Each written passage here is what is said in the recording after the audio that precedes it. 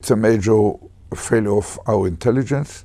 It's a major failure of our defense forces, and it's for sure it's a major failure of the strategy of leadership on the government level. I'm a former soldier, commander, general, minister of foreign affairs, interior, minister of defense, prime minister, and once again minister of defense.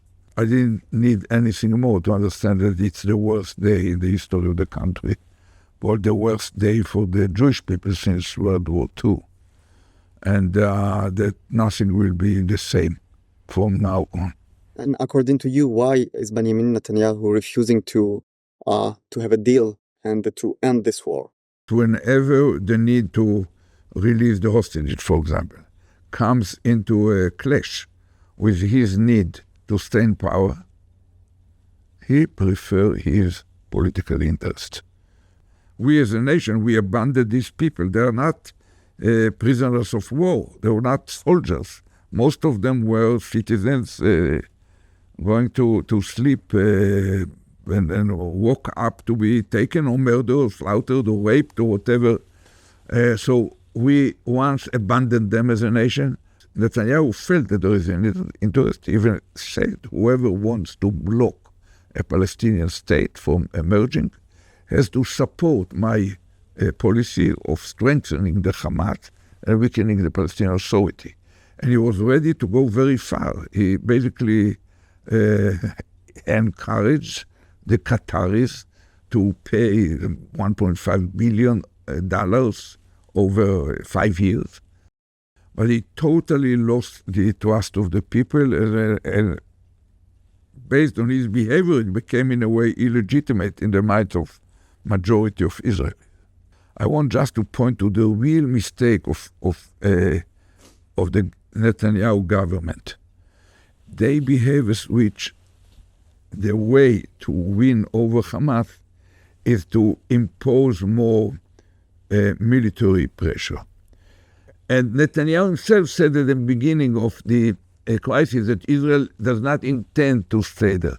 But his behavior in recent months tell you the opposite, that he probably thinks that we have to stay there. And that's a tragedy because that says basically that we are the ones to replace Hamas. The worst option for Israel, to the best of my judgment. Talking not from messianic ideology, but from the practicalities of using of force. And 1 year of war in Gaza, does this war still have any meaning? Yeah, it has a meaning. We have to make sure. I mentioned it in the opening remark. Israel has a compelling imperative to make sure that Hamas does not reign over Gaza and it cannot threaten Israel. If 15,000 of those who were killed were Hamas activists, still it remains, if the numbers are true, some 25 civilians, some of them women and children, which no one wanted to be killed. But how do you react when you hear some Israeli officials talking about killing all the Gazans? I think that they do not understand the Israeli interest. And now, for them, there's a risk to end up in front of International Court of Justice.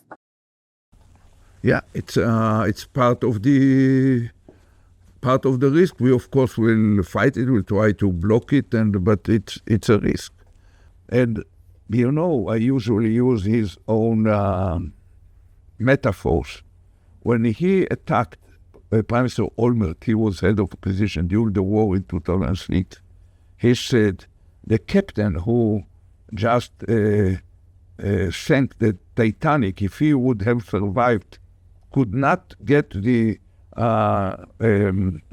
steering wheel of the new ship. And I say, the captain who twice sank the Titanic, one on October 7, and other ones who leading the most failing war in our history, or for a long 11 months we are still stuck in Gaza with the Hamas, which is not a big army.